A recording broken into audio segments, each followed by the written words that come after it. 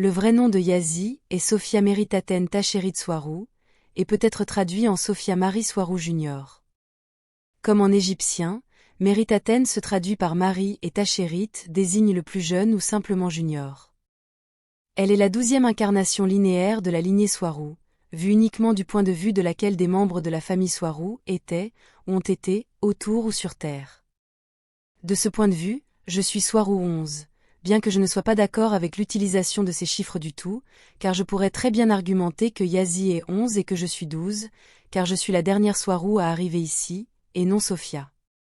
Et honnêtement, je trouve l'utilisation de ces chiffres un peu dégradante.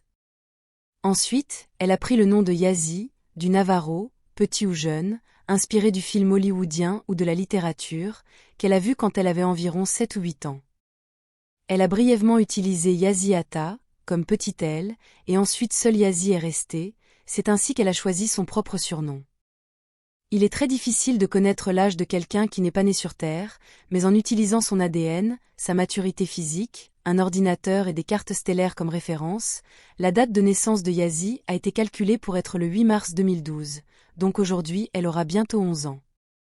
Elle est arrivée ici quand elle avait 7 ans, et comme elle n'avait pas son calcul d'âge correct à ce moment-là, depuis son arrivée, elle a dit qu'elle avait 10 ans, et elle a continué à le dire pendant les 4 dernières années, alimentant la confusion selon laquelle elle ne grandit pas, mais elle grandit, de manière normale et saine.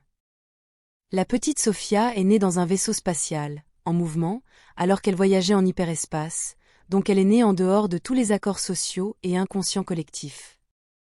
Même pendant sa gestation, sa mère et sa grand-mère ont été très prudentes pour ne pas être du tout sur une planète, ou du moins le moins possible, pour minimiser l'influence de l'inconscient collectif sur l'enfant à naître. L'inconscient collectif inclut le groupe d'accords de perception qu'une unité sociale, ou sa culture possède, y compris comment ils perçoivent et forment leur densité existentielle collective, celle qu'ils percevront et vivront tous ensemble.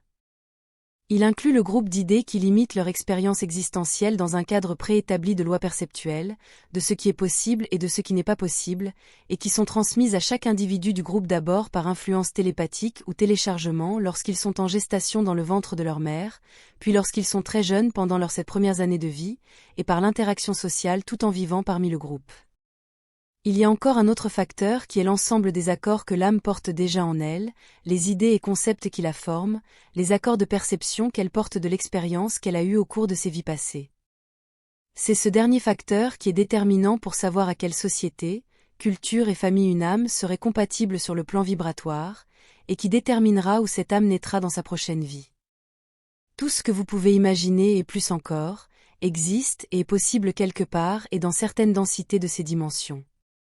Ce sont seulement les limites de notre propre conscience et compréhension qui définissent tout concept ou idée de loi, donc il n'y a pas de loi naturelle régissant la physique ou quoi que ce soit, du point de vue de la source originelle, ou du point de vue de toute créature ayant une expérience existentielle dans une densité supérieure.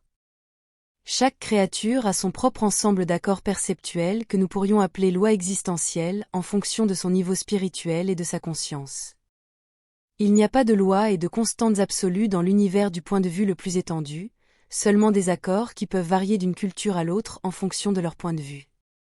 Sophia est née là où il n'y a pas d'accord de densité sociale, pas d'inconscient collectif et pas de concept et facteurs de densité limitant artificiellement imposés, à l'exception de ceux que sa propre mère et sa grand-mère portent inévitablement et transmettent à elle, bien que la mère de Sophia soit également née dans les mêmes conditions d'isolement que Sophia. Cela signifie que Sophia a un très petit ou un nombre limité d'accords perceptuels et de lois régissant son expérience dans la matérialité à un niveau inconscient, et la plupart d'entre eux ont été acquis au cours de ces dernières années passées parmi les Tégétiens, mais il est sûr de dire que leur influence dans cet aspect a été minimale. Cela explique pourquoi Sophia a des capacités spéciales que très peu de gens ont, mais elle n'est pas seule. L'une des choses les plus importantes que j'aimerais expliquer aujourd'hui est une caractéristique critique de Sophia que tout le monde qui la connaît doit comprendre, un aspect d'elle, d'où proviennent la plupart de ses capacités spéciales, et ce malentendu a causé beaucoup de scepticisme, et cela a formé une résistance à son égard de la part de nombreux membres du grand public. Le voile de l'oubli que presque tout le monde a, surtout sur Terre, ne fonctionne pas et n'a aucune influence sur elle. Elle est entrée dans son incarnation physique actuelle en se souvenant de qui elle était avant, et avant cela aussi.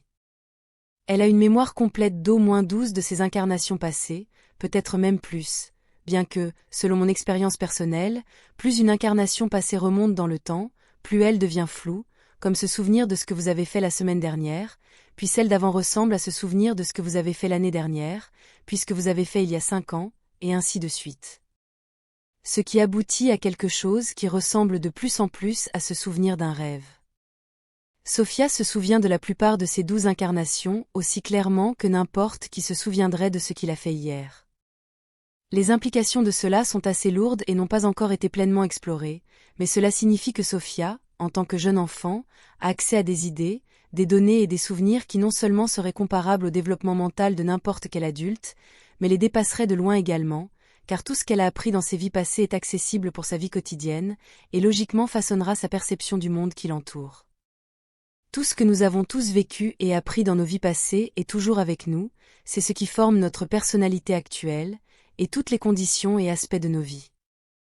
Nous ne perdons jamais ces souvenirs expérimentaux de base, et ils sont même inscrits dans notre ADN en tant que disque dur cristallin. La différence avec Sophia est qu'elle a un accès facile à toute cette expérience et information.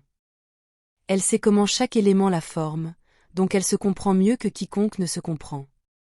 Par exemple, elle a un contrôle total sur une grande partie de sa physiologie, elle peut contrôler sa pression et sa température corporelle à volonté, bien qu'elle ait encore quelques problèmes à contrôler sa glycémie uniquement avec son esprit. Son métabolisme est environ 10 fois plus rapide que celui d'un tégécien normal, ce qui signifie qu'elle mange la plupart du temps, et entre les repas. Elle est donc considérée comme une sorte de monstre des cookies. À suivre dans la partie 2.